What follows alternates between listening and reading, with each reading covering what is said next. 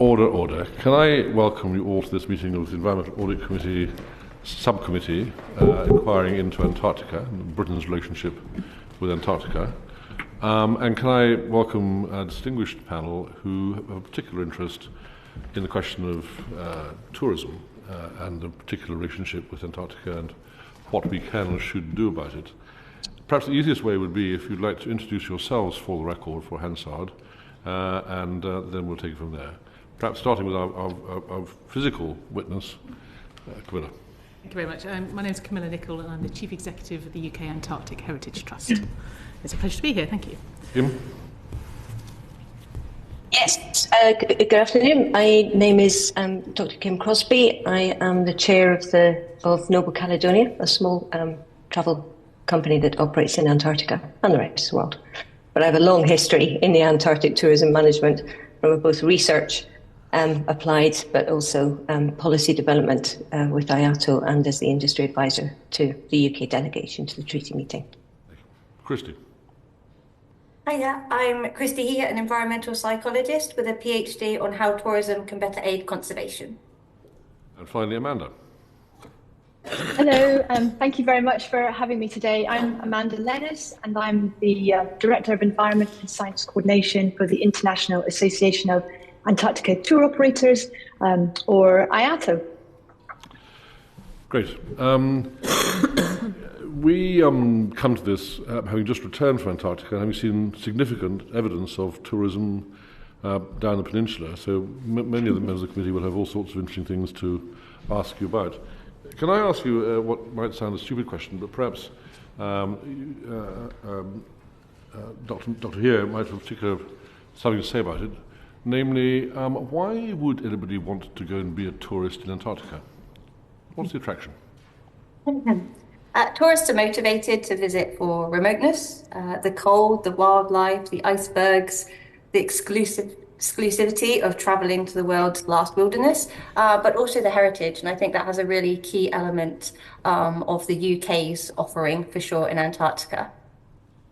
Okay, let me just pick up on two of those things. When you say both exclusivity and wilderness, that doesn't work if there are 50 cruise vessels hanging around the Antarctic Peninsula, does it?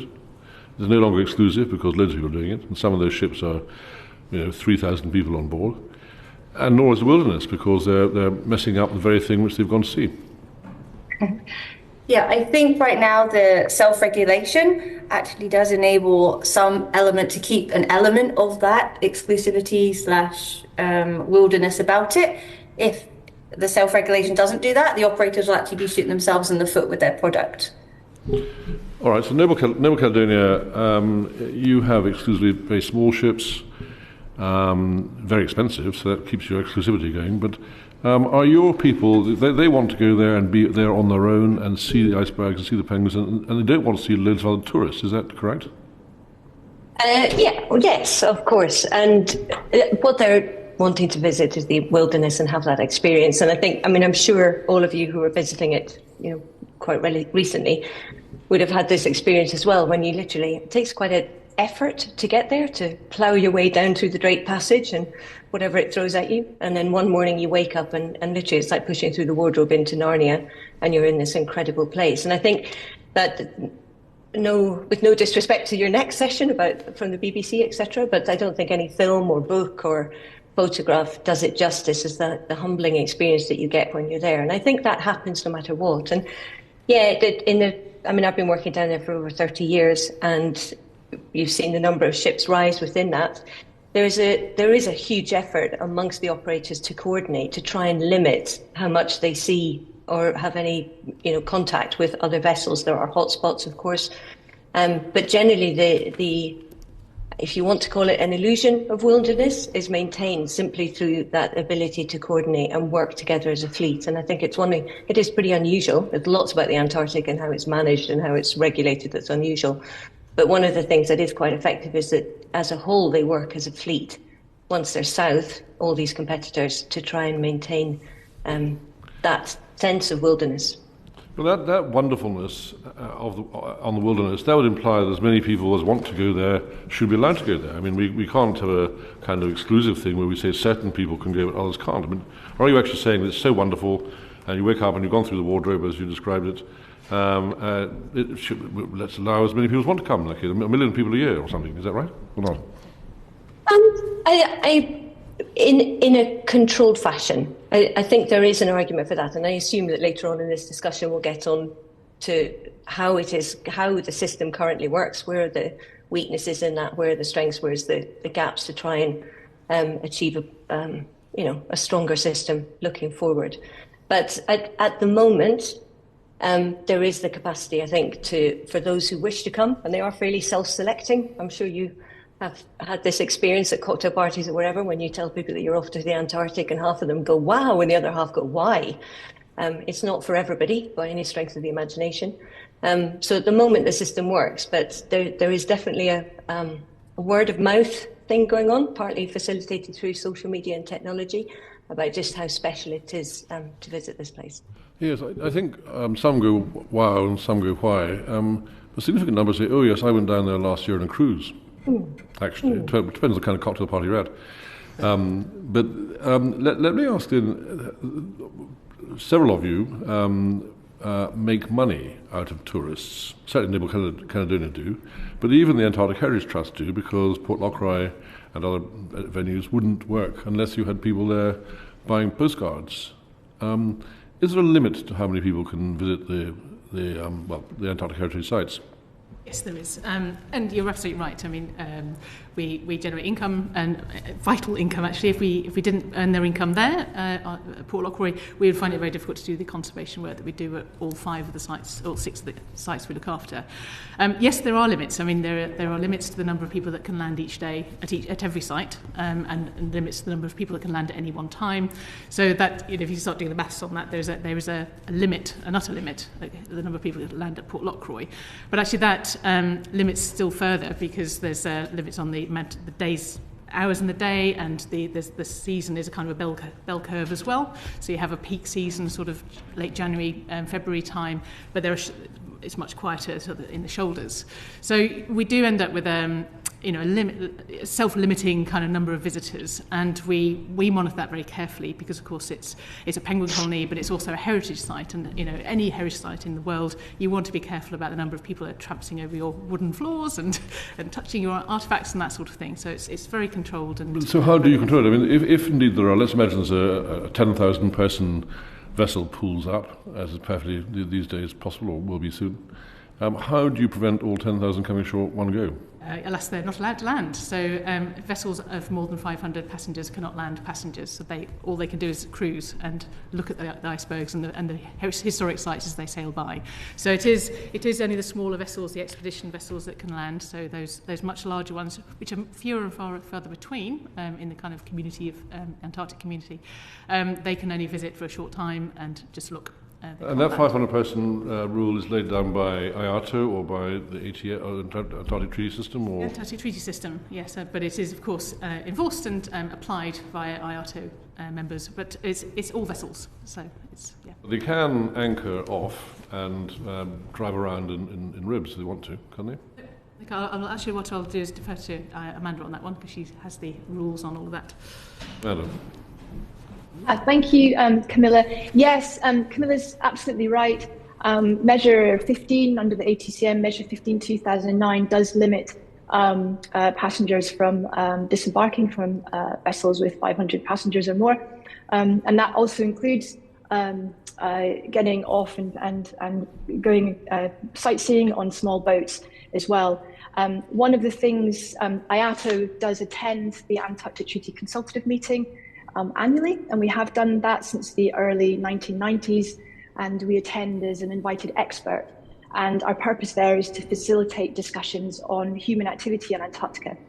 And actually, one of the areas where we could really do with treaty party help, if you like, and I know we'll get on to self-regulation perhaps a bit later, but one of the things that we're constantly saying to the parties is really Measure 15 2009, this managing passenger numbers, etc. And there's another measure about liability and safety. These two measures have not been ratified by all parties. So one of the things that we really encourage all parties to do is to bring those into force. IAATO and its members honour those. But of course, if you're not an IAATO member, then and you're not aware, then you may we'll come not. back to that in a moment. I still want to focus on this question of who we're allowed to go there and how many numbers. So what you're telling me is that small and exclusive ships that can go there, the very expensive ones presumably, the very well-educated, intelligent people that go on Noble Caledonia and similar organisations, but mass tourists who like to go in 10,000-person vessels are not allowed to go there. Is that what it boils down to? And if that's right, is that sustainable for the future? Because now mass tourism is huge, and in the Arctic, vast ships trundle through the western sea route. Do they? I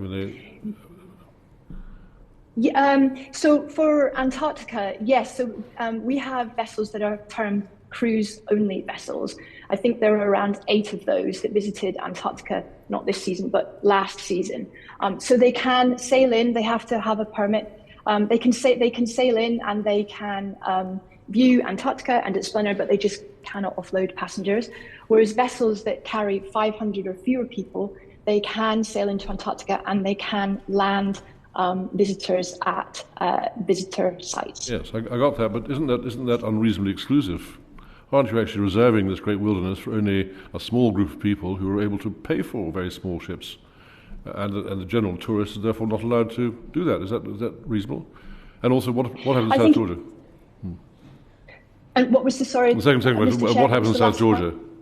South Georgia. Oh, with South Georgia, yes, with South Georgia, there's similar procedures apply. I do get your point about exclusivity, but I think as well, it's still the case that there are sort of, we know from research, IAATO funds an annual fellowship every year for early career researchers, and some research that's come out of that does show that there's basically 4 groups of people who like to visit Antarctica broadly. Those that love to, they want to learn and experience more. They go as part of a family sort of trip or bonding experience. For some of them, it's a trip of a lifetime. So they might have saved up for their whole life to go and visit Antarctica. And for others, they might be going for other reasons to do with adventure. So there are different types of people there. And yes, there is exclusivity involved. But a lot of these people, and it's been shown, they're really focused on Antarctica, keen to learn, and do come away with a sense of wanting to foster environmental stewardship or increasing awareness of environmental concerns. Which is great, but am I not right in thinking an awful lot of them actually want to do other things like heli-skiing or climbing onto icebergs or doing interesting and exciting or diving or other interesting and exciting things of that kind? Surely that's a particular reason why a large group of the very rich in particular want to go to Antarctica. Is that not a reasonable point? They may do, but again, if any operator that's worth its salt would go and get a permit or authorization from a national competent authority through a treaty party, and as part of that process, they would have to undergo an environmental impact assessment and be shown that their activity will have no more than a minor or transitory impact before being allowed to proceed. So they would have to have a permit or authorization to do that. IAATO in itself, we can ban certain activities, and we have done, for example, recreational use of drones or surfing, for example.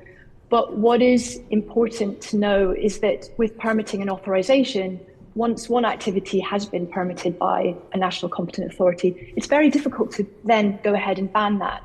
So another call that we have for the treaty parties themselves and competent authorities is to make that permitting and authorization process quite harmonious, so that you don't get an operator that is refused to do an activity by one competent authority, then goes to another competent authority to try and get approval for that that activity.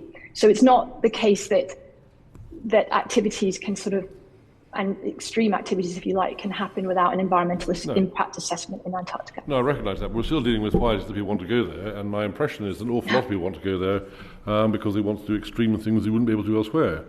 One little question which I don't know the answer to is, do these regulations apply to internal tourism? In other words, those who go to onto the continent or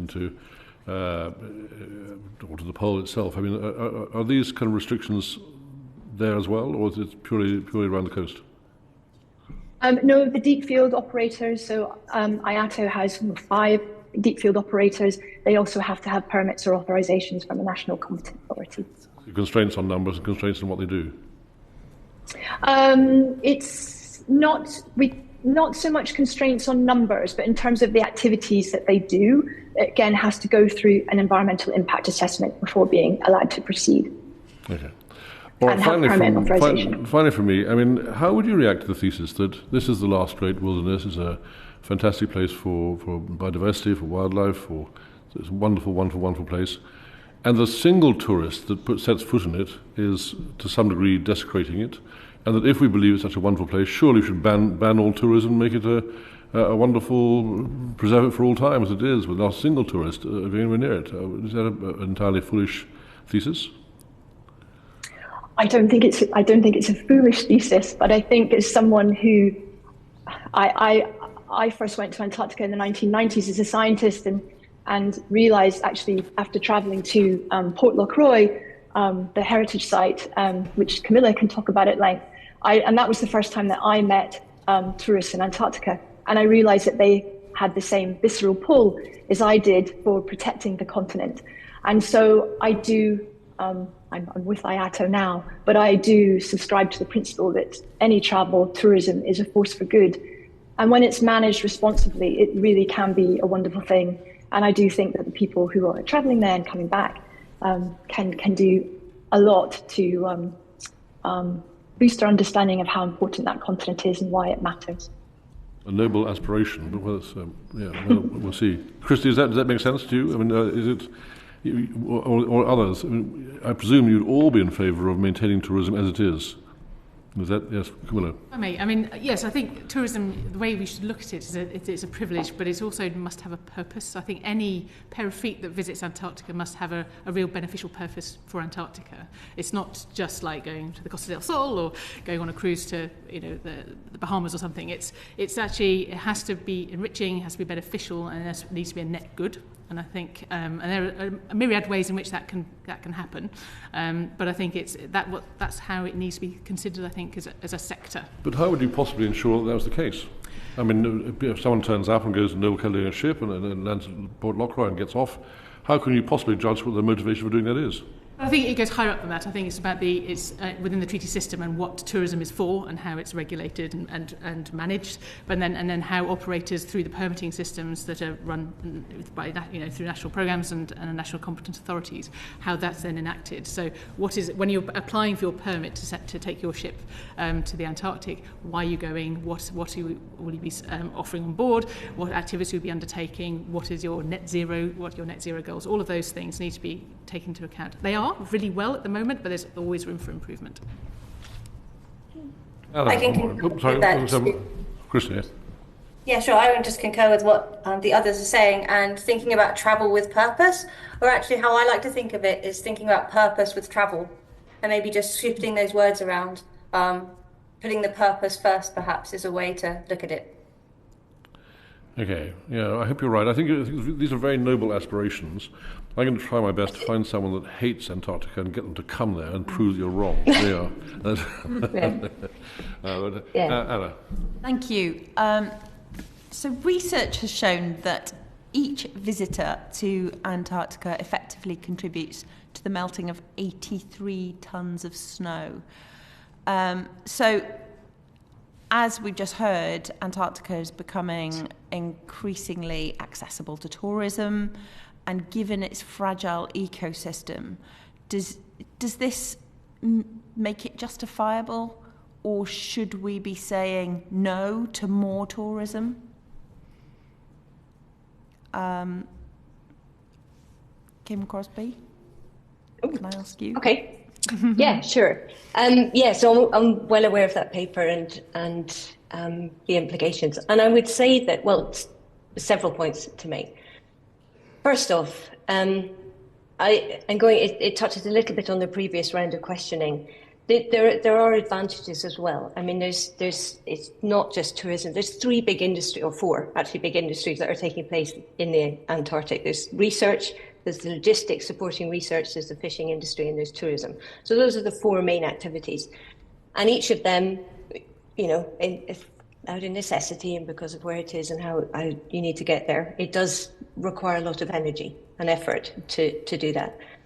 So again, coming back to the point that was being made previously, the defining the purpose and making sure that there's a benefit to that. And there have been kind of concrete benefits, such as, in the early tourism days, it was actually tourists that persuaded McMurdo, I'll pick on the Americans here, to clean up their base and to stop leaving trash on the sea ice, etc., etc. So there have been examples more recently. I mean, just the other week, HMS Protector cleaned up a site that have been reported by an IAATO member as well. So there's an advantage about having other sets of eyes on the place. Additionally, there is an obligation, and I think all of us in this room who've been south, and certainly I know that the others on the panel, we're all committed Antarcticans. We've been so privileged to work down there and be part of it, that you come back with this real sense that there's a responsibility that goes with that level of privilege of visitation. And so there's a real commitment amongst certainly the operators to make sure that as they take people south, they take with them the historian to talk about the heritage, the geologist or oceanographer to talk about what's happening with the glaciers and what's happening with the ocean.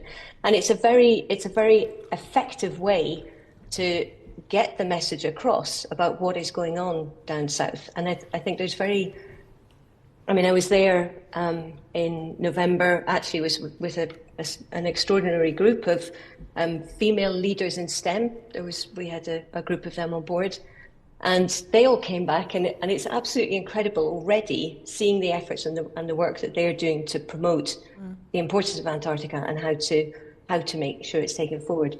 And it's not, there's other groups like that. There's a Canadian company called Students on Ice that take students down there.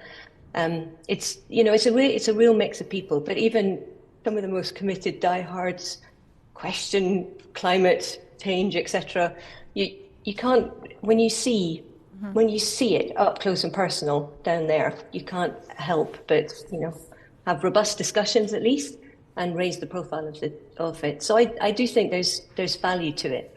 Does it affect every single person who visits? No, of course not. That's unrealistic. But I think a very good number of them come back inspired by what they've seen and humbled. Thank you. Christy? Yeah, I'd just like to add really to Tim's comment. So a piece of work that I've been working on looks at the social identity, particularly after the expedition. And this is about encouraging tourists to be part of an active alumni group, such as Homeward Bound or Students on Ice. That's where my journey actually started, Students on Ice. And adding them to an alumni group gives individuals greater confidence to act pro-environmentally, as they're acting on behalf of a bigger group when they come back and not just individually. So best practice here, for example, could be tourists signing up to IAATO's ambassadorship program. And the recommendation here is really to further these programs, to realise and recognise the power of actually continuing these conversations and actions when they get back home. And so being part of these groups is actually a really powerful way to keep the momentum going of what tourists experience while they're there. Thank you. And can I turn to the Antarctic Heritage Trust? Can I ask you, so what role do you feel the Trust has in, and it plays in protecting Antarctica in the future, protecting its environment, particularly using stories from the past to help shape the future, to help protect it as it is now, and from runaway climate change, from that tipping point? What role do you think you play in telling the stories that were there, that about the people that were there 60 years ago, for example? My dad, who was there 60 years ago, who was in Stonington, he was there for 2 years.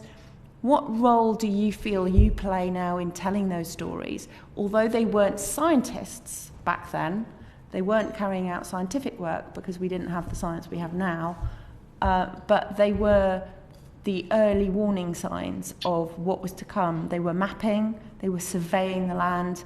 For example, he was there surveying and mapping looking at the Larsen ice shelf, which is now completely gone. So tell me, how you as an organisation play that part in shaping that future. Thank you. Well, I think simply, actually, if you think about in Antarctica, we are the most visible UK activity in Antarctica. So we have 18,000 people who visit Port Lockroy each season, and that's 18,000 visitors from across 30 different nationalities will visit Lockroy and see my team working there for 5 months of the year. And that's very powerful because that's UK soft power. That's it's a really valuable advocacy, I think, for the UK and what we do in Antarctica. And what's particularly special about the sites we look after and the amazing site that your father worked in at Stonington and Basie is that they tell a story of the history of science. This is the birthplace, the cradle of the climate science that we rely on today.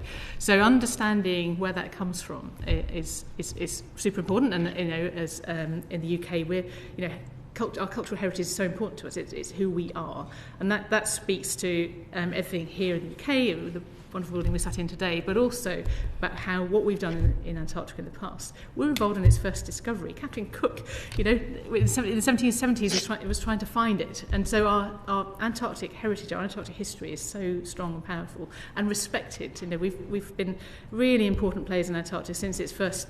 People were first thinking about it. So, but today, we've what's known as a penguin post office. It always gets lots of press this time of year when we start advertising for jobs. It's a great way of helping people in a soft way understand this place in a way that is human, because climate change can feel very terrifying and scientific and hard, whereas actually the human stories of the men sledging in the 1960s, or my team, working there and handling 80,000 items of mail. This human contact is so powerful. And anecdotally, we find when visitors come, they've come to the Antarctic for all the reasons that Christy was talking about. The amazing wilderness, the wildlife, and they set foot in a heritage site and see the tins of OXO and Coleman's mustard and that sort of thing. It transports them. So it's really effective way of communicating some really important things about Antarctica in a very tangible way. How well do you think that then transfers to people understanding the importance of that in the UK? Because it's all very well for visitors to go there and see that, and very few visitors and tourists to go and see that. But how do you make it real? How do you make what happened and our British history in Antarctica, as you've just explained, how do you make that real in terms of our history for British people, but also in terms of protecting Antarctica and its environment? Exactly, yeah. The heritage comes under the environmental protocol. It's all part of the environment. It's, we're protecting wildlife and the landscape and the heritage. It's all part of the same family, if you like. And that, actually getting that story across here in the UK, and it builds upon that amazing illustrious history we've got, and the heroics of Shackleton and Scott and all of those things. And it builds on there, and it touches on, I think, our British pride in what we do in Antarctica. I think telling those stories virtually is a really important way of doing it. And we've just developed a VR experience, which is based at Basie, so I'd love to show the panel that sometime. And it's about how we bring that to life, because I feel very strongly that people that visit should leave having been moved by it and moved to act. But also people who never get to visit should have the opportunity to experience it somehow. And so, we do an awful lot of public engagement and outreach and that kind of thing for that very reason. And right down to kids at school, to, people joining us on webinars from around the world. So that communication, that storytelling can be so powerful. And I suppose one of the things that, we notice is from visitors that have been, British visitors that have been, I've got 4 trustees on my board, all of whom were tourists, and it was their experience of going south that motivated them to say, I want to do something, how can I get involved, how can I help? And they've joined our board of trustees. So that real translation of impact of the experience to taking action, it's real. Thank you. Does anyone else want to comment on that? Okay. Can I have one very quick supplement before I pass on to Jerome? particularly with regard to the Antarctic Heritage Trust. Your outreach is brilliant, and the materials we get across on the emails and everything else, and the events that you have in the UK, and all that's absolutely fantastic. That would happen whether or not tourists went to Port Lockroy. Arguably no, because most of our income is derived from tourist spend. So we do get a grant each year from the Foreign Office and British Antarctic Territory, and that is actually income earned from the sale of stamps at Port Lockroy. And all our other income, a lot of our other income is inspired by actually people down south buying souvenirs and sending postcards, or inspired by what they've done down there here, and our fundraising we're able to do on the strength of that. So without core support from government, that we don't receive any core support from government for the work that we do. If there were no tourists, then we would find it very difficult to raise money to do the work that we do. How much money do you raise at Port Lockroy? Say again, sorry? How much do you raise at Port Lockroy? Just short of £1 million. £1 million, okay. Out of a total budget for Antarctic Heritage Trust? About 1.5 million. Oh, I see, okay. So the bulk of the money comes from... I see, okay, fine. Jerome Mayhew. Thank you very much. We've heard some of the benefits, particularly for you, just there in that most recent answer, some of the benefits of tourism in Antarctica. But we've got to be cognizant of the costs as well, and there are some, and we'll hear a little bit more about those in a moment. But if you were weighing in the balance the positives and negatives of tourism, I'm going to ask Amanda first on this as the industry body representative. Where do you think the balance currently lies between positives and the negatives of tourism? Oh, thank you very much. So the balance between positives and negatives. Well, I think we've just heard an awful lot about the positives, and I think there's a lot of justification for why people want to travel there and the benefits that they can take away. I think you've already mentioned about snow melting, and we've heard climate change discussed as well, or mentioned here. And I think one of the, I suppose, 98% of visitors at the moment go to the peninsula, which also has 200 years of human history there. And in terms of looking at negative impacts, it can be quite hard to untangle the impacts of tourism on the peninsula, for example, where there is already some overlapping activities such as fishing and science as well. But compounding that is also climate change, and we all know that the peninsula is changing under a changing climate. And so I think we have, in terms of any management strategy going forward, we have to be very sensitive to that. IAATO, certainly our body of members, recognises the threat of climate change on the planet, and Antarctica plays a key role on that. And we do increasingly have our operators asking questions about that, but also the people who travel there asking about the impacts that they're having on the environment as well. And a lot of the work that we do, the Antarctic Treaty System itself has, they have a process, they have tools, they have sort of a framework at the moment for managing human activity. One of the things that IAATO tries to do is really sort of fill in the spaces between those tools that are on offer by developing procedures and policies and ensuring that the level of impact in Antarctica is as low as it can possibly be, but also being talking openly about some of the challenges that we face and some of the impacts that people can have on environment. So it comes back to some of the comments that previous speakers have made as well, that you really have to make every visit and every experience count. And I talked a little bit more earlier about the environmental impact assessment, and as part of that, tourism must have an educational component. And Camilla mentioned heritage, and that can actually be surprising for a lot of people who go, and I really appreciate that heritage component. Sorry. Yeah. So a lot of your answer has been about management of the risks and the costs. But my question was actually primarily focused on how do you enhance the positives. So if you could pivot your answer towards further work that can be done to increase the positives rather than just more effective management of the negatives. Oh, I see. Yes, so I was talking about the educational component. So for that, we do, in terms of guests and people going south, we do have, of course, it's enshrined in our bylaws to have an educational component. But also alongside that, we do carry a lot of scientists into the field to do important monitoring work. And that includes vessel-based and also deep field as well. And they in turn are supporting national Antarctic programs as well. So there's a lot of science support and logistical support because we really believe that science needs to be supported in Antarctica.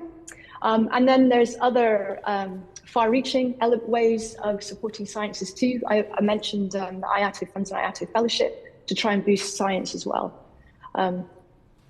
So, hopefully that. Christy, if I come to you, it's really the same question, but it's, do you have a particular take on what more could be done to enhance the benefits as opposed to managing the risks of, first of all, the current level of tourism, but then, as seems likely, the level of tourism is forecast to increase quite substantially. How can we make that a net positive? I think sorry, I was going to pass that over to Christy. Oh, yeah. If she's... Sure, thank you. Yeah, I think there's a key thing here to think about is where does behaviour change come from? What moment is it that in a tourist experience snaps in people's heads and makes them think differently? And often that's the connection to nature that they get in Antarctica. Their connection might not just be to Antarctica, it might be to wider nature and the world in general. So work that I've done looks at how tourism can connect or reconnect tourists to nature. And so examples I can give here are allowing people to explore on their own, enabling time for self-reflection, enables these more memorable experiences. Using tour operators to give them glimpses of something rare or endangered, and remembering that landscapes can be endangered too. Tell visitors about why things are rare and special, and that actually encourages people to want to preserve them. Also, there is getting closer to nature. Often we talk about learning, and of course that's important, and you can absolutely learn lots more about Antarctica when you're there. But actually it can be quite a hostile environment. So what ways can we get tourists to absorb this environment, to be able to connect to it? And so I'm a real fan of the heritage and the arts. Whatever you're passionate about at home in your home life, take that to Antarctica. If it's music, if it's art, if it's poetry writing, if it's keeping a journal. Actually, these elements enable people to absorb these new environments, to connect with it, and that's when they start to care for it and start to make change. Thank you. Kim, you operate vessels in the area. Do you carry scientists on your vessels? And if so, what percentage of your total are expressly scientific? And second, if you don't do that, do you get involved in citizen science? And how important a part of your activities is that? And should it be a greater part? Yeah, good question. So we don't have, well, we've given lifts to scientists here, there, everywhere. But what we do have is we have, we're 100 passengers, let's say. It's usually slightly less. We also have 12 field staff that go with that. And I think, going to your first question about how do we accentuate the positive, the field staff, they tend to be very highly educated. Most of them have PhDs or some sort of tertiary level education. They are very passionate about the place, and they have a scientific background, most of them, so they will be very informative and good on the translation, as you would expect and hope for.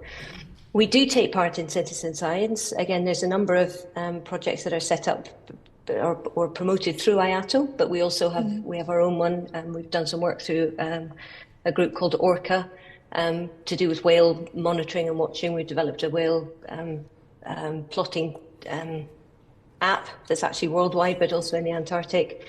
Happy Whale, I don't know if you've come across that. It's one of the best names for a citizen science project. Everyone remembers it, but it's a way of people take photographs of the underside of a humpback whale, which is distinctive. Everyone is unique to that character, it gets loaded in this character, and then everybody can go and have a look at it afterwards. But there's been other projects that have sort of come and gone, depending on the lifespan of the project. So ferry boxes that will monitor sea surface temperature, etc., that just part of the routine ship operation. So yeah, there's lots of projects like that are ongoing that we take part in as well. And Christy, we've heard evidence today about what an impact visiting Antarctica can have on tourists, and they bring back changed perceptions and become ambassadors for Antarctica. But what evidence have you seen that those changes are long-lasting as opposed to the ephemeral, lasting as long as people ask them for their photographs of their holiday? You know, does it lead to a longer-term change in attitudes?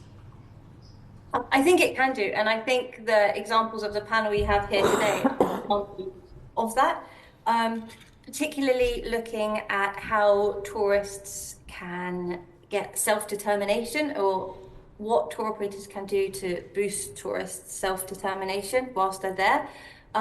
So 3 key elements of self-determination. One is autonomy, so learning not just about the science, but actually using this experience to learn about themselves.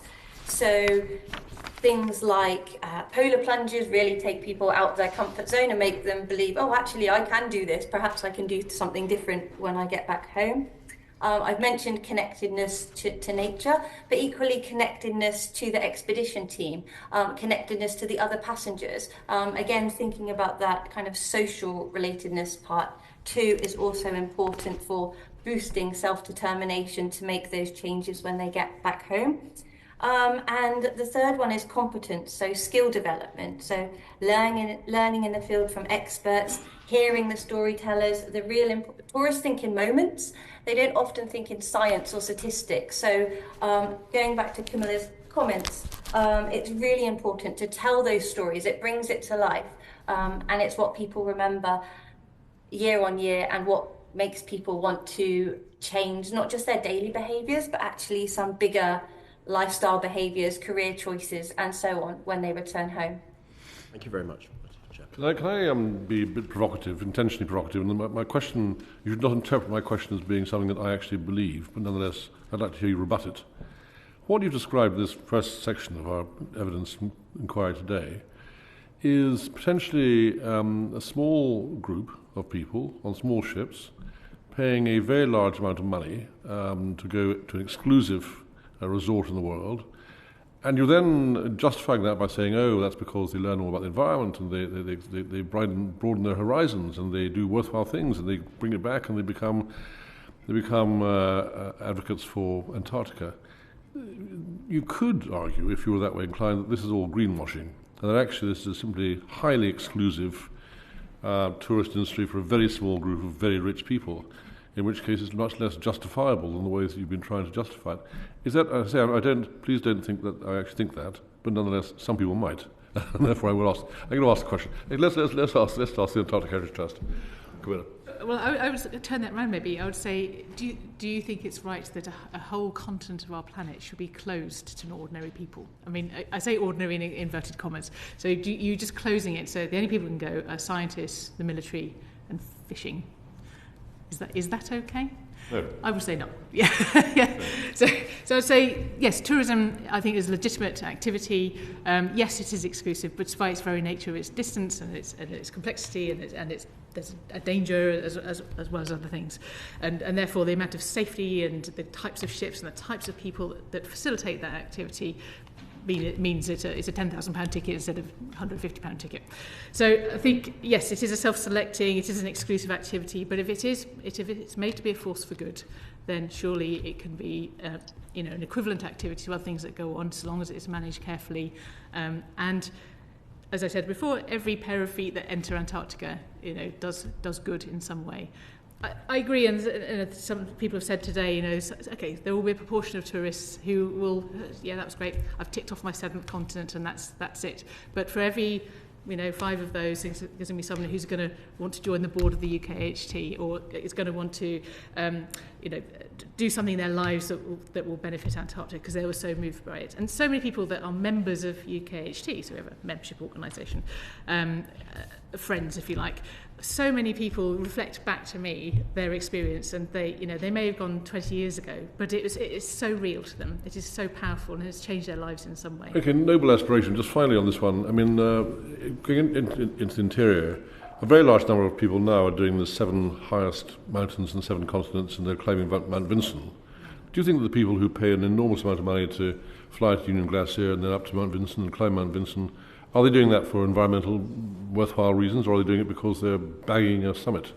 I'm sure it's the latter. I'll defer to my colleagues who work directly in tourism, but I'm sure it's the latter. But if what wraps around that is good, and the amount of money they spend on that, and the messaging around it, and the footprints they leave are, mitigated in some way, then surely, that's okay. And a lot of these people who are summiting like this will be shouting about it on social media afterwards. So if we can feed them messages around, I conquered Mount Vincent, but actually what I saw here was, the glaciers have retreated, we have to do something. A lot of people are so motivated and so touched by this, and it's that whole thing. If you see it for yourself, you'll want to do something about it. Okay. Through noble aspiration, Caroline wants to ask about how we make sure we regulate it. Caroline. Yes, well, it does sound slightly like we're kind of, with a wing and a prayer and a few tweets, we're going to make sure that tourism isn't going to be damaging, and I'm not sure that quite stands up. So I was going to ask questions of Dr. King, Crosbie and Amanda first, if I might. And when it comes to ensuring that we have a good system of regulation, I wanted to ask you how well the system of industry self-regulation through IAATO actually works, especially in the face of increasing pressure from a growing number of tourists and operators and so forth. And in particular, I was just going to reflect back to you some of the evidence the committee's already heard. So, for example, Professor Klaus Dodds has said that he thinks, and I quote, "there's no collective will to regulate tourism under IAATO or the Antarctic Treaty." And we also heard from WWF, who said there are no rules about how and when new sites can be chosen, no systematic conservation planning for the Antarctic Peninsula, no mandatory rules for visitor behaviour. So given that, do you think that self-regulation is enough? I'll come to Kim first. All right, thank you. I think you have to put it in the context of this very unique constellation or web of regulation and legislation and international governance that sits around the Antarctic. And it goes back to the Antarctic Treaty system, which works on the basis of consensus, which has done a superb and brilliant job at creating this continent that's a reserve for peace and science, and it says tourism is a legitimate activity, and they work incredibly well at providing big, broad aims. That then has to, every one of those big, broad aims or agreements that they manage to achieve under consensus then gets interpreted into each party's national legislation. And the success of the Antarctic Treaty, arguably, is because it has been so vague. And I think Professor Dodds answered that very brilliantly when he pointed out that they managed to answer the difficult question by not answering the difficult question. And there's a lot when you look at the basis of the treaty and even the environmental protocol, etc., where you can see that it's written in such a way that all these different parties can go away and interpret it in their own legislation according to their own interpretation. Consequently, when you take that down, I am coming to the question, but consequently, when you bring that down to the actual regulation, like legal regulation of Antarctic tourism, different countries have different permitting requirements, for example. And, as Amanda alluded to earlier, Measure 15/2009 hasn't been formally adopted, so it's vague. And so the role of IAATO had to come in when those 7 companies first started it in 1991. They had to come in to basically create a level playing field so that the operators could go, okay, we understand the principle, let's do this because we don't want to damage what we're selling. And, they were all very passionate Antarcticans as well, so it was easy at that point. And it's built on that. And is it perfect? No, far from it. The system is not perfect. There are gaps, but it works. So what are the gaps? It has worked so far. Can I just interrupt you on 2 things? So one is, what about the fact that there are an increasing number of non-IAATO operators in the region. So however well IAATO might or might not be working, it doesn't cover them. You talk about some gaps. So what are the gaps and how would you suggest closing them?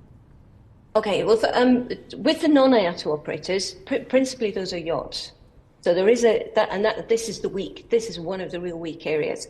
So there's very. I don't think there is any cruise companies now this last season anyway. Maybe Amanda will correct me, but there may be one, but two. Okay, but generally that it tends to be sort of the smaller yacht operators. The problem comes in when if they're treaty party, whether it's their flag state, they have to find some route back to a treaty party, whether it's the flag state, the operation, the port of departure, Argentina, whatever. If they cannot follow up with these bad actors and do some meaningful penalty against them, then why do they care? There's a classic example of a Norwegian who went south on a yacht called Berserk, whenever it was 10 or so years ago.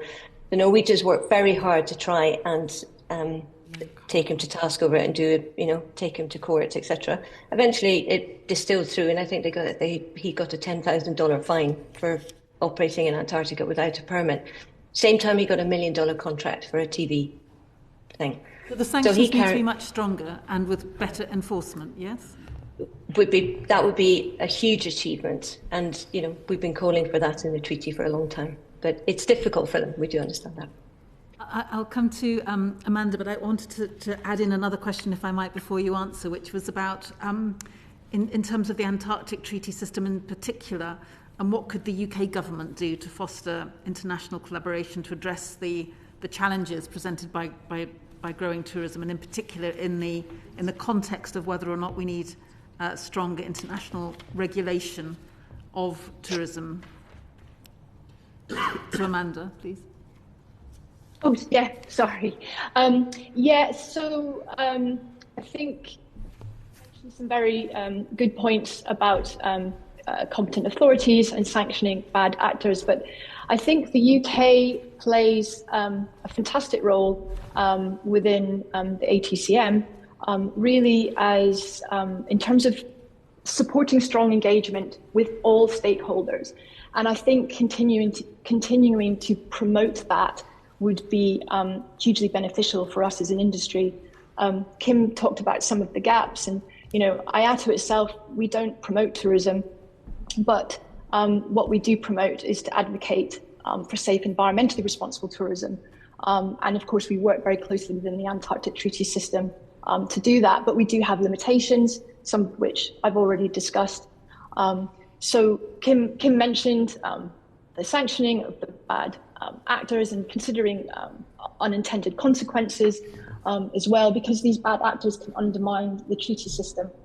So I think in terms of the UK, steering a framework for sustainable management is really helpful, but whatever system comes out of it, and Kim has said as well, the current system works really well, and I think that should be strengthened, it should be nurtured. But in terms of keeping up international collaboration, keeping up that stakeholder engagement, that's what's really important, so that there's an understanding of what is actually happening in the field that comes back from the operators, back to the national competent authorities, back to the treaties. But whatever framework is developed or management is decided on, that there is space within that to allow operators to set procedures that are necessary for practical implementation of sustainable tourism in the field. I'm still not getting very clear about exactly what proposals the UK government could be pushing to close some of these gaps. I'm looking for something that's more of a clearer recommendation. I hear what you're saying, that it's working pretty well and kind of don't go overboard, but I'm still recognising there are gaps here. We've heard, as I say, from WWF pointing out a whole set of areas where there are no rules. If we're writing a report that's designed to put pressure on the UK government, I'm still not quite clear what we are asking them to do. May I chip in? Yeah. Is that all right first, and then Amanda can say what I meant to say? There's a big piece of work that's bubbling away in the background right now to try and develop a new framework. And this proposal is going to go to the next treaty meeting in India in May. Within that, there's, of course, it's all caught up at the moment in the process and legality and how would it sit, etc.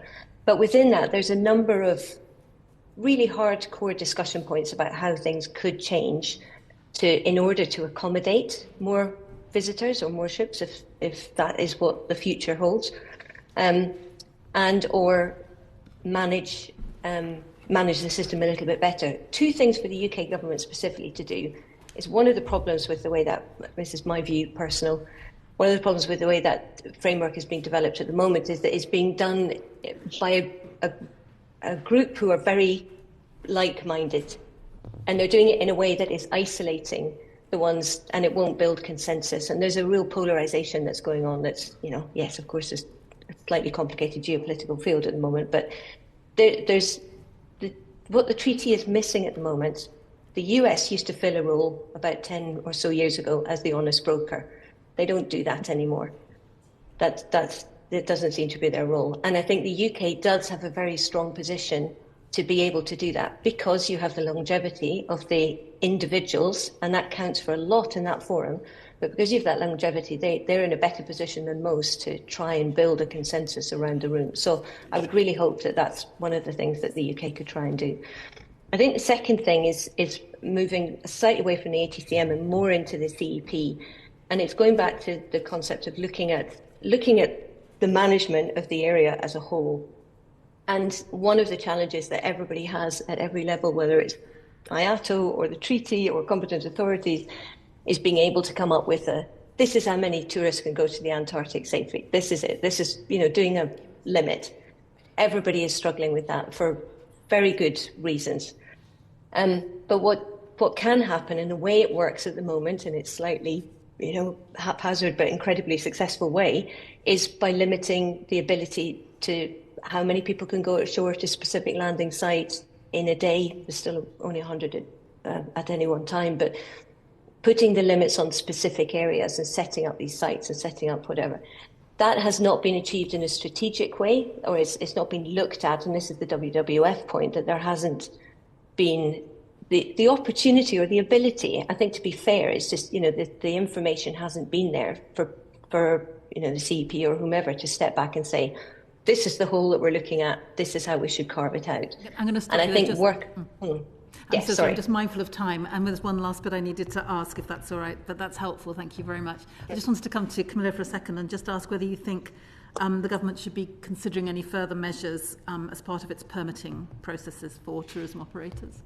Yeah, I think where, actually, to be fair, I think I'd start this by saying our permitting regime is very good. The standards are very high, and that's probably reflects in the kind of operators that the UK permits, and new ones that are coming to the UK for permits in the near future. So I think that is very good. I think where the UK government could exert greater influence, I think, is thinking about environmental impact assessments. They're very rigorous. The Foreign Office works with the British Antarctic Survey very closely on all of that. So that's super rigorous, and I think that needs to be encouraged and put into a new framework across the treaty system. I think also pushing for how we look at sites, visitor sites, because you're looking, the principal area for tourism is the Antarctic Peninsula. It's 2.5-3 times the size of the United Kingdom. 45 ships can get lost pretty quickly in that area, but the number of places they visit is finite, and the area of that is smaller still. So how we understand the impact on those sites and how those sites are managed, as Kim was mentioning in terms of numbers, is really important. And I think a holistic view of that and a framework to help manage that, and that's both managing existing sites and turning them on and off maybe, but also looking at what potential new sites, because the Antarctic is a very dynamic place. Different sites are opening up, and we need a kind of consistent regime, driven by the UK, why not, how these sites can be looked at. So I think there's lots that still can be done. The standards are already very high. We have a strong heritage in this and a leadership role, and we always have had. So we should, trade on that and do more of it. And I would put all power to the relevant elbows in that direction. Perfect. Thank you, Chair. Well, can I thank our four witnesses for your brilliant performance this afternoon. I hope you feel stretched and challenged. And if you don't, then we've failed in our task.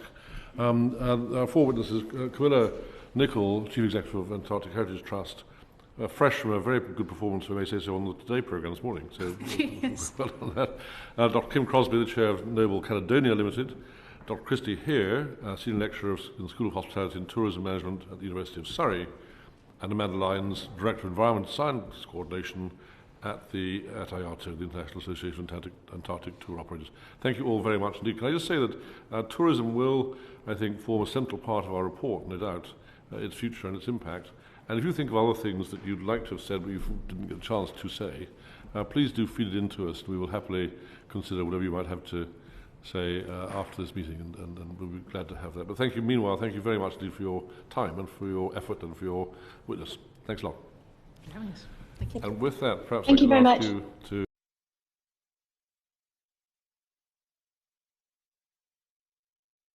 The proceeding is currently suspended.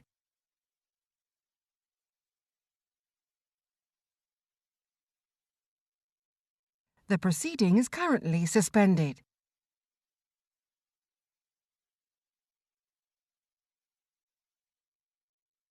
The proceeding is currently suspended.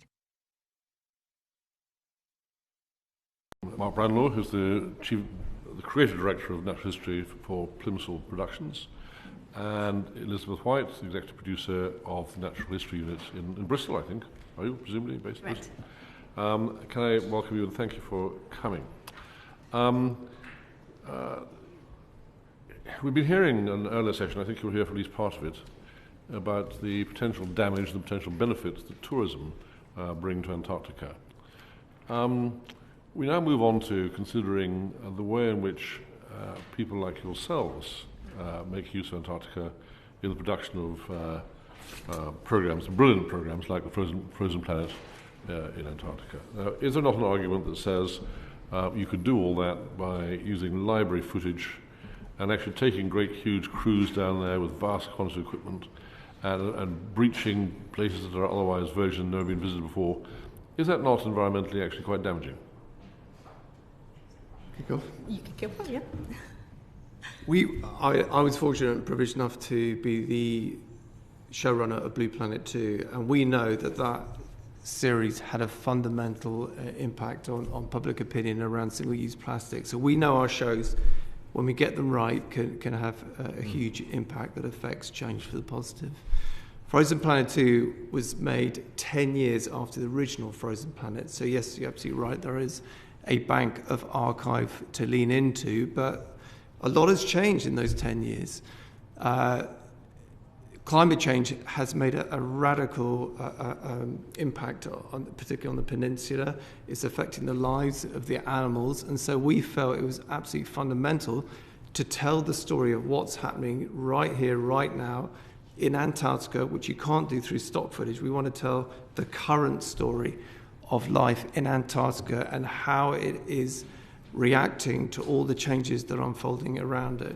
So we try and mitigate as far as we can our environmental footprint whenever we go and film. We sometimes collaborate with other crews to do shoot shares, again to lower our carbon footprint.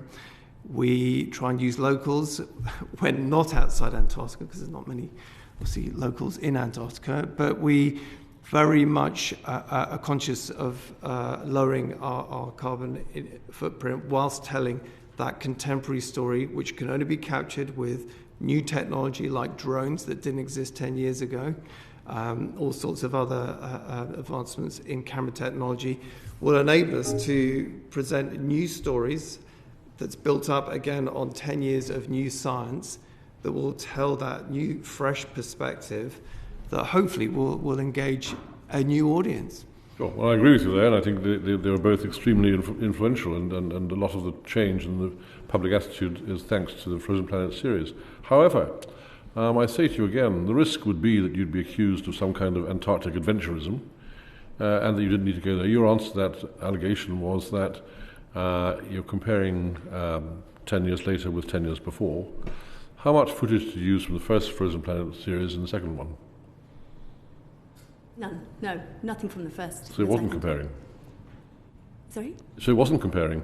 In order to compare, you'd have to show what it was like 10 years ago and then what's like today. But you didn't use any of that footage, and therefore you weren't comparing. Well, I think in terms of the science stories we were telling a contemporary story using scientists to speak for what is happening right now. And so, no, I guess we weren't doing a direct comparison from one to the next. We definitely nodded back to the position of glaciers 30 years ago and so on. We didn't directly compare from one to the other, but we did bring that new message to that new generation. Okay, we see what I mean. My question was whether or not, why you had to physically be there in order to do this filming. And I can understand that if you are now filming a glacier, which is now, 100 metres retreated from 10 years ago, and you then showed your 10 years ago film, and then here it is today, that would seem to me to justify physically being there. But if all you're doing is saying we think we're very worried about the retreat of sea ice or very worried about the retreat of glaciers, there must be vast libraries full of footage on those things, which Sir David could very easily have commented on without actually anybody going there. Green screen. Is it a green screen? It's on a green screen, because stood in front of a green screen. Yeah. I think it would be very, very hard to engage a new audience if you just constantly use the same footage. We know very much that our audiences come to the programmes because they're feeling they see something new, they want to learn something, they want to feel they've had a new experience by coming to one of these series. And we know the series have got a longevity. We know people still go back to Frozen Planet 1, they still go back to the original Planet Earth. Those shows are still airing, they're still being used in schools and so on. So one might argue you then are sort of putting a mark in the sand and saying we're never going to go and film these things again. If you don't go back and revisit these places, you will never have that new record, which of course we will be then using that footage as archive in other programmes. But certainly for us, the making of Frozen Planet 2, I had to feel as if it was new and different and telling a new story in order to capture a new audience's imagination. All right, just tell me how easy it was to do it. I mean, you had to get a very large quantity of equipment and people there. How did you physically achieve that? The series, I should just obviously sort of clarify as well, the series isn't just filmed in Antarctica. So the series was filmed across... I'm talking about the Antarctic bit. Just the Antarctic section. So that was one episode of the 6, plus some sequences in our opening show and our final film, which is about science in the polar regions. And across those Antarctic elements, we undertook 14 different shoots to tell all of those pieces. We also had some other footage we were able to use from scientists in the field where, for example, a team from British Antarctic Survey went and put a camera in position for us alongside their own cameras. So in a situation like that, we didn't send in a team. We kindly sent them a camera many, many months in advance, which they put on the ship and took down on the ship. But in terms of our new endeavour in Antarctica was around 14 different independent shoots across the whole of that region from South Georgia and working with different scientists from different sectors. So how many, 14 different places, I mean, how many people was there and how much equipment? With some of the how shoots, did they get there? Real variety. Obviously, in most cases, it would be flown somewhere to the gateway. Sometimes it would be... flown to what, Rothera? Flown to where? To Ushuaia? Or, it depends, yeah. So, for example, operating on the Antarctic Peninsula, if we were operating with our own private chartered vessel, which we did in some cases, we would effectively charter a small yacht in order to take our own crew. We tend to operate on the smallest crew we can. We have to have enough people to make it safe and work with very experienced skippers and so on. But in terms of the crews themselves, we try to keep them small. Okay, but all right. But for your 14 different locations or 14 different bits of filming in Antarctica, how many people did that involve and how much equipment? Typically about 10 people. Well, each it depends on shoot. It would depend. Each shoot is quite different. So we have a number where we were embedding them with scientists. So literally one self-shooting camera operator would go in with British Antarctic Survey team, say to Thwaites, and that one operator would stay for about, I think he stayed for about 4 or 5 weeks with them on the ice to shoot that sequence. On another situation, you might have perhaps I would say 4 camera crew going in, 2 camera operators, a director and a researcher, but also working with a ship's crew. So there may be 7 different people. So across all 14 shoots. Going by ship, largely, presumably, or flying to where? A mixture. Sometimes ship, for example, the Antarctic Peninsula, but we also worked with so the Germans at Neumayer base, the Film Emperor Penguins, so that would have been flying in with those scientists and being based with their base logistics. We did a shoot with the Australian Antarctic Division, which was again ship based, so we flew in to join their ship, put a 2-man crew on board their ship. Again, British Antarctic Survey worked with them on a trip, and again that would have been a 2-person crew. So it's very hard to sort of standardise.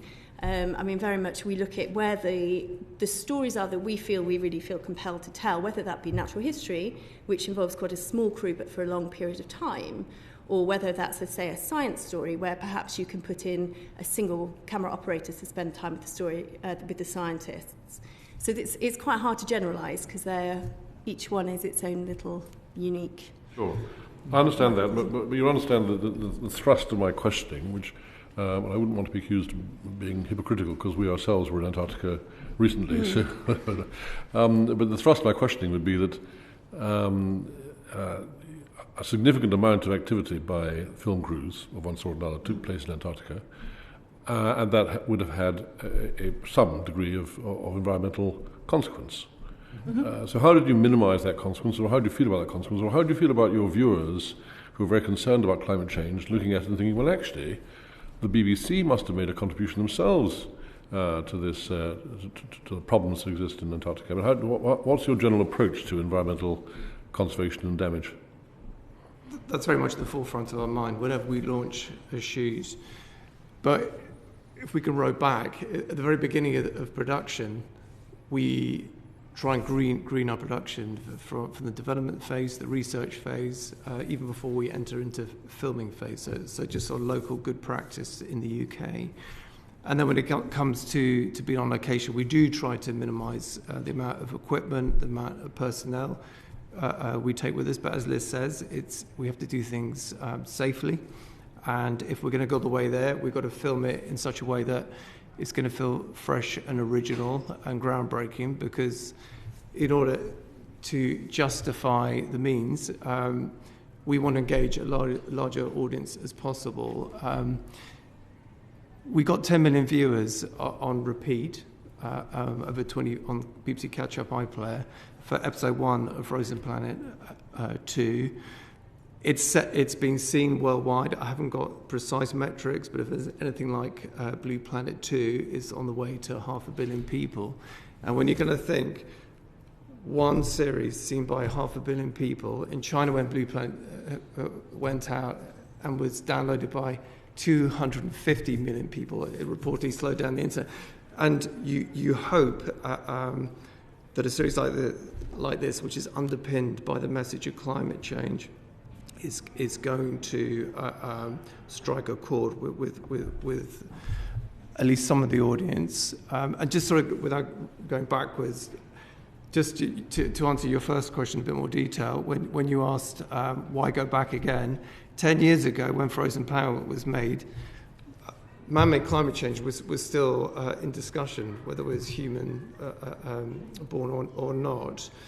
And this time, rather than telling amusing stories of a daily chick's stone stealing, we went back. Yes, we have to have humour, again, to appeal to the audience, but we told the story of how fluffy chicks are dying from hypothermia. I mean, it's hard-hitting stuff.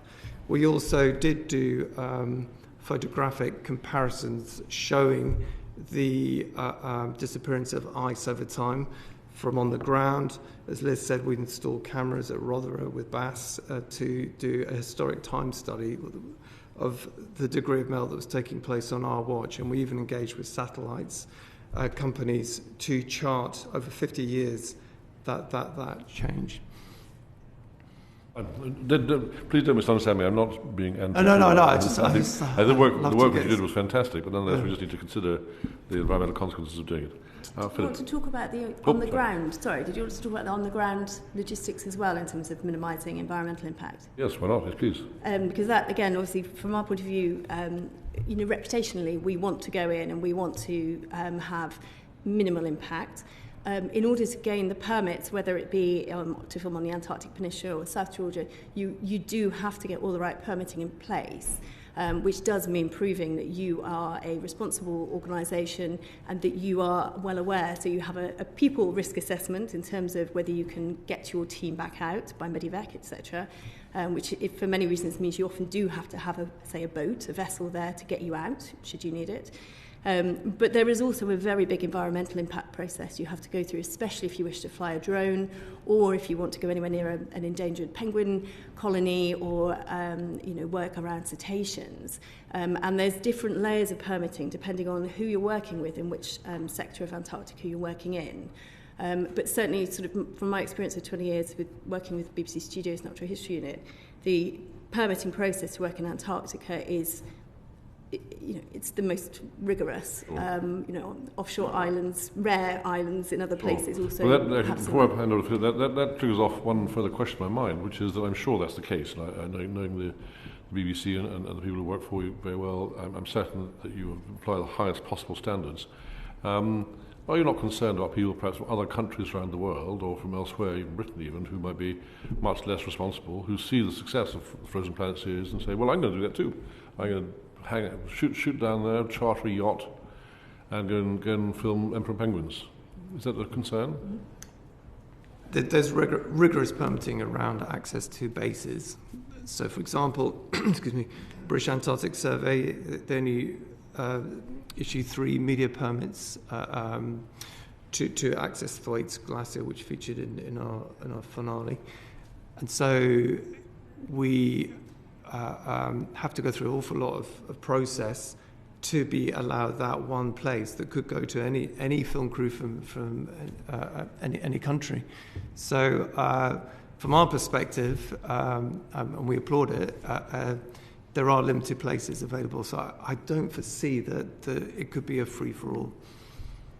Yeah, I mean, it's interesting when I think there was a reference in the previous panel to the Berserk yacht, and I guess obviously there is a wider issue. If people can go down there and just take any old person, and you do anecdotally hear of stories where people have just taken a boat off to Antarctica, then obviously that is an issue. I think it's very unusual that sort of situation happens because it is fundamentally a very difficult place to work.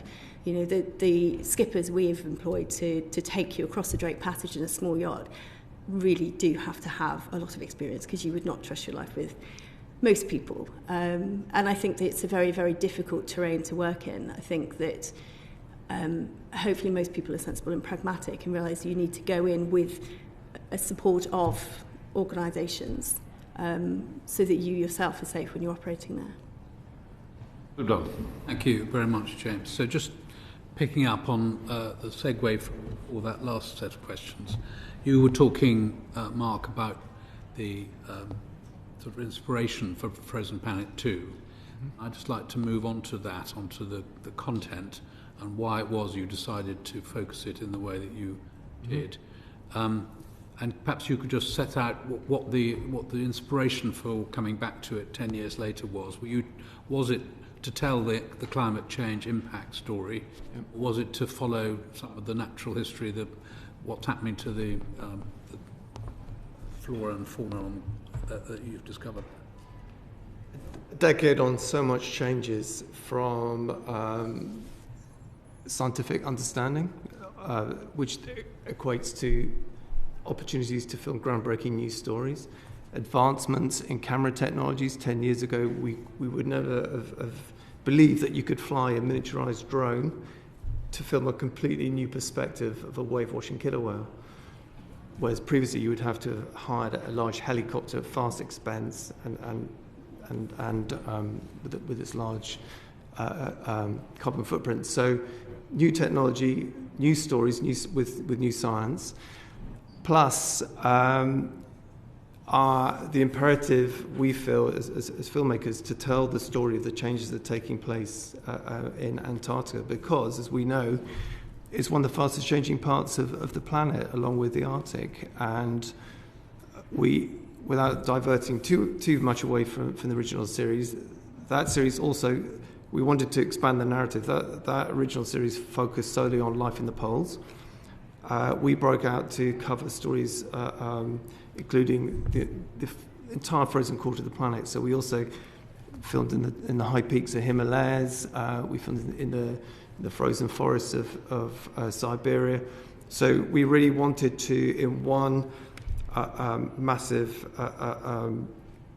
piece of television, really tell the story of this massively changing part of the world that's inhabited by magical creatures that of course are adapted to the cold, but they're having to cope with this new norm.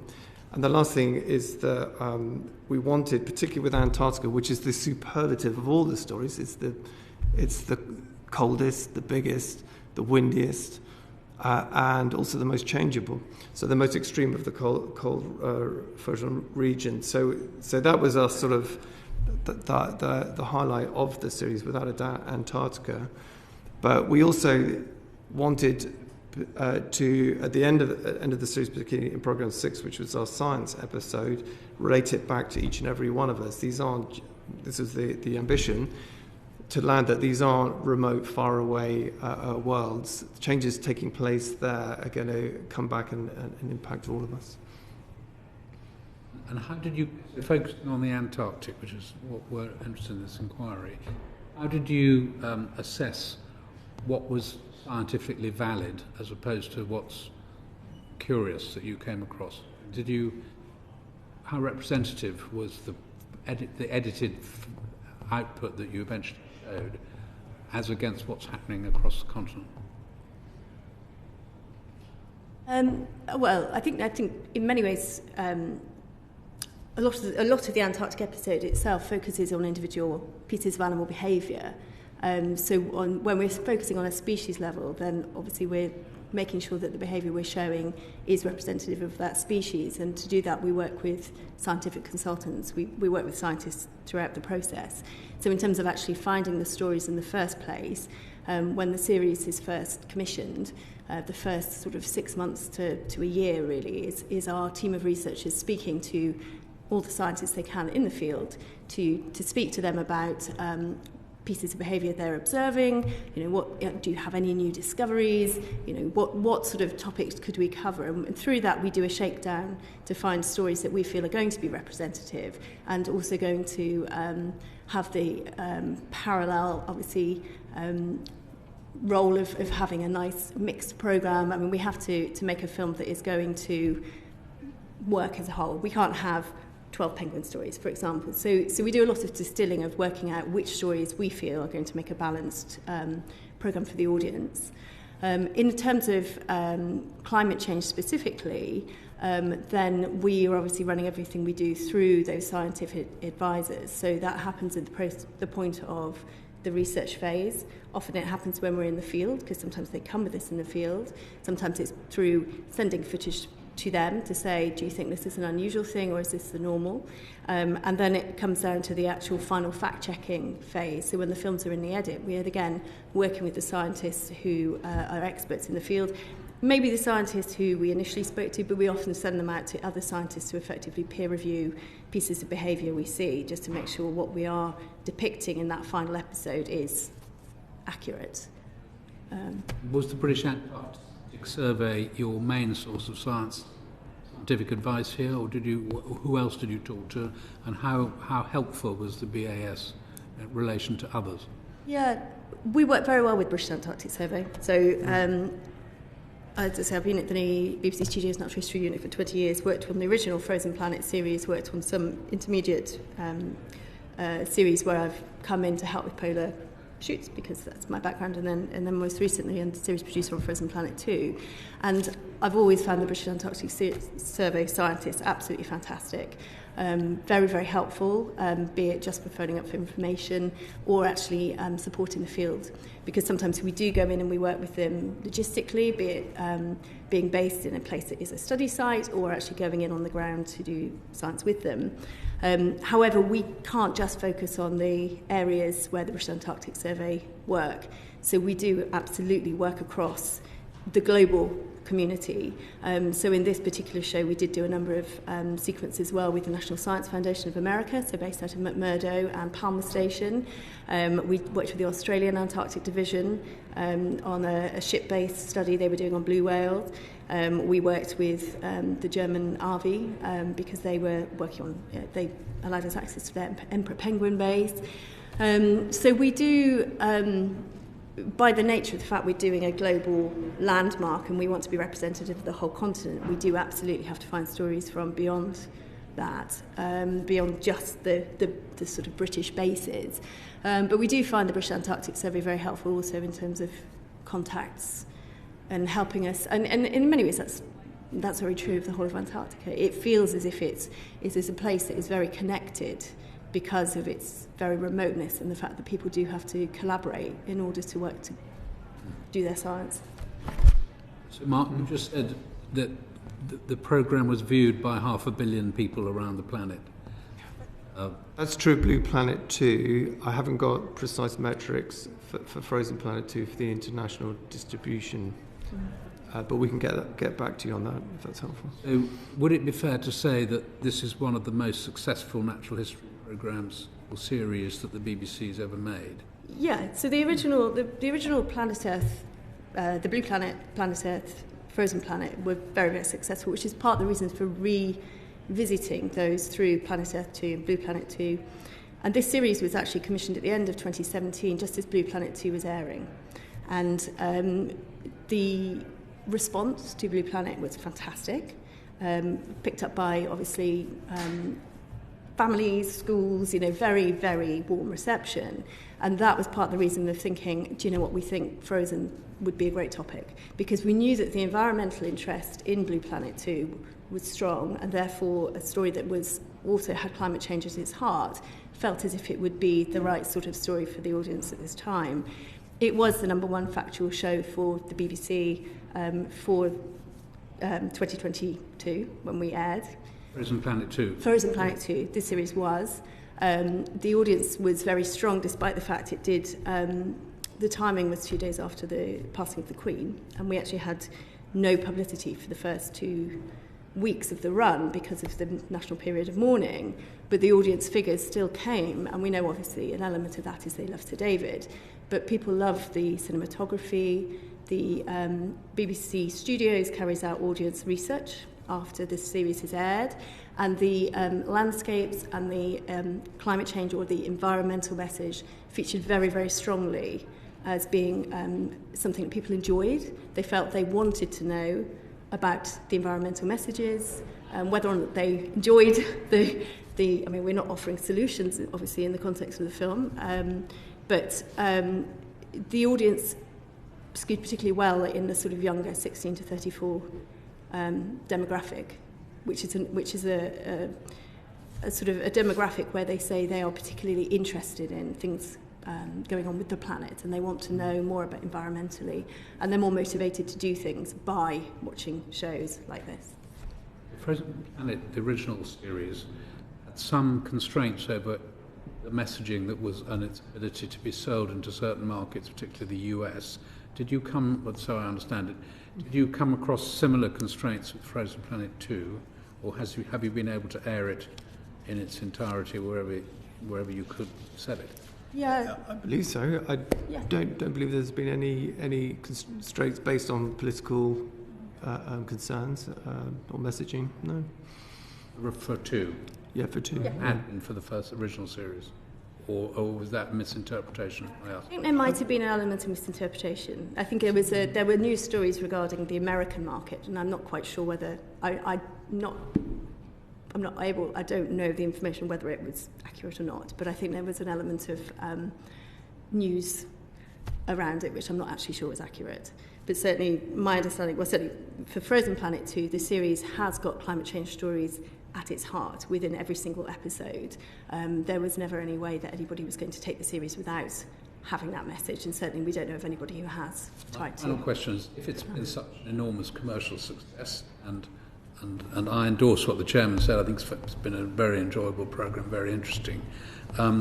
Does that put you under, or the BBC under pressure or expectation to create Frozen Planet 3 just to keep the progression going?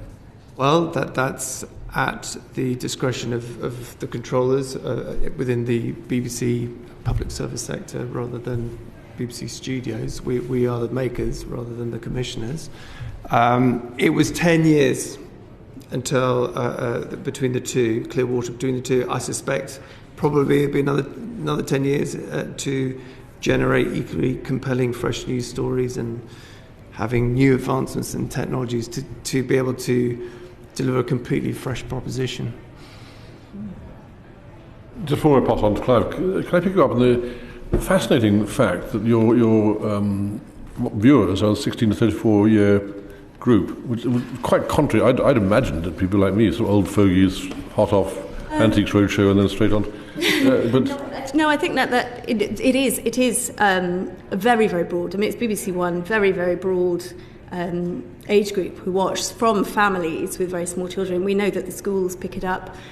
We get invited to do a lot of sort of STEM talks or, Cub Scouts groups. So that there's lots of families watching, and absolutely there are, every age group watching. You have people who are retired watching. But there was, for that slot, for that sort of programme, there is often a big skew towards the sort of 16 to 35. Which is very encouraging. It means that the younger generation are taking these things extremely seriously. So it's not just the old folks like me. Right, talking of old folks, Clive Lewis. Yeah, thank you. I just want to follow on from Philip's questioning. So you had Frozen Planet, and then you had Less Frozen Planet 2, and so possibly even Less Frozen Planet 3. The point I'm trying to make here is I'm really interested by the fact that politically you have shifted, you would say as the science has progressed, but I'm just trying to work out how much were you shaping the politics, or how much do you feel responding to the politics? And a quote I will give you is, whilst the series was this is Frozen Planet, the first Frozen Planet. Whilst the series was broadcast in full in the UK, the BBC chose to make the series' 7th episode, which focuses on climate change, optional for syndication in order to aid sales of the show in countries where the issue is politically sensitive, i.e. the US. But you'd made a kind of big, in that 10 years, you decided that actually no, the actual programme itself would be more about climatic change. So something's happened that 10 years. I just wonder where you see yourself slotting into that. Were you following the politics between 1 and 2? The second one, or were you driving the politics, do you think? That's a fascinating question. I can go only on experience from Blue Planet 2, where we for the first time embedded environmental storytelling within the main body of the Blue Chip episodes. And so through emotionally charged, character-driven stories, we told an environmental story, in this case, the issue with ocean plastics. And off the back of that, there was political change and behavioural change, both in the UK and internationally. With Frozen Planet 2, it's much harder to gauge a behavioural change. It's a bit more of a subjective concept. Are people going to reduce their meat content, reduce their air miles? It's a very hard one to put your finger on. I think as filmmakers, we feel emboldened to tackle environmental storytelling much more overtly, whereas in the past perhaps there were concerns that it would be a bit of a turn off to the audience, got a bit heavy. I think the onus is on us to make it engaging, and I think perhaps by embedding those environmental stories within character-driven stories, so you really root for an individual and care about their outcome, I think that's quite a potent way of tackling environmental storytelling. So I think we feel we've got license now, based on audience feedback and numbers, to be much more overt in our environmental storytelling, and people, we believe, will come and watch it. Yeah, I guess I can follow up with a question. If you look at the likely European Union elections, it's highly likely that the European Parliament will move towards a more climate sceptic thing. So it won't be overtly climate sceptic, but it will move to a more climate sceptic composition. And in the US, we could see a Trump administration, which is increasingly climate sceptic. So I'm thinking ahead to Frozen 3. It sounds like Frozen Planet 3. Sorry, I'm thinking of my 5-year-old daughter. I'm sure she would like Frozen 3.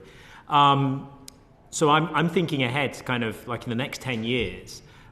Do you feel you can maintain the trajectory, given the political direction of travel that's happening across the world, potentially? Do you feel that you can maintain that?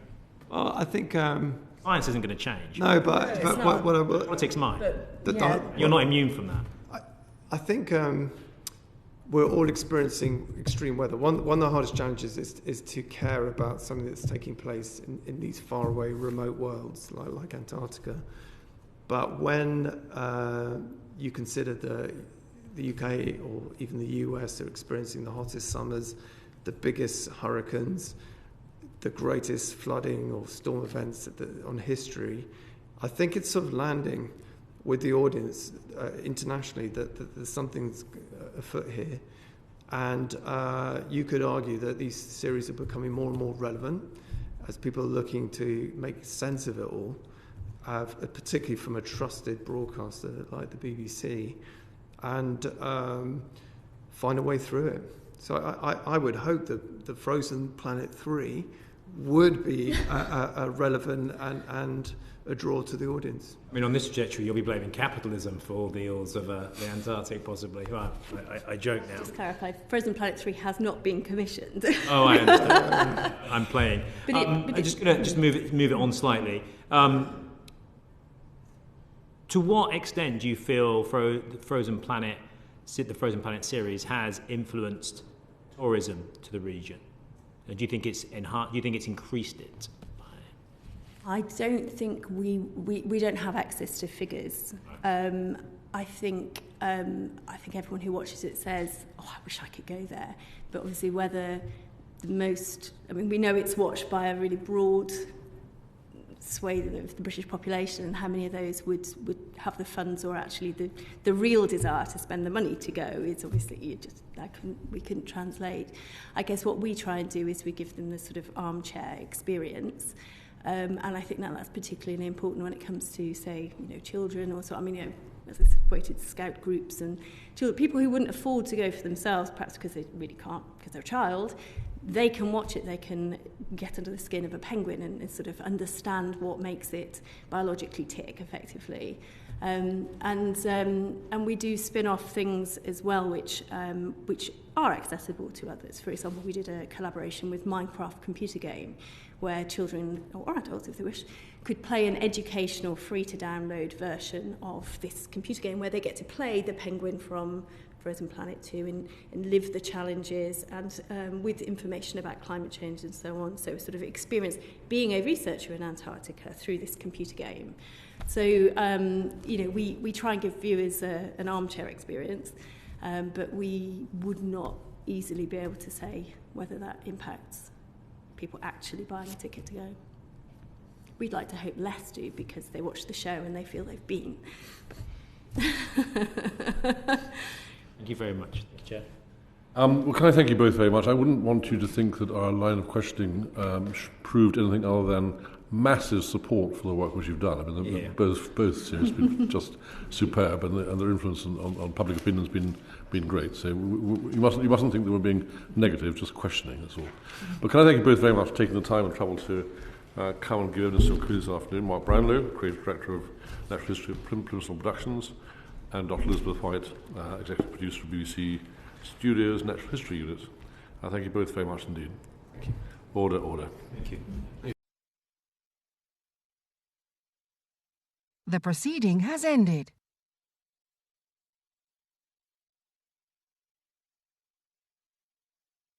The proceeding has ended.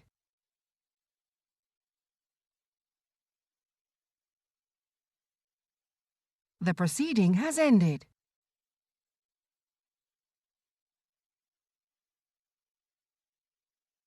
The proceeding has ended.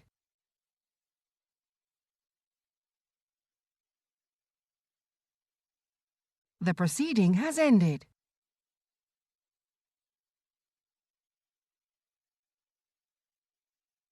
The proceeding has ended.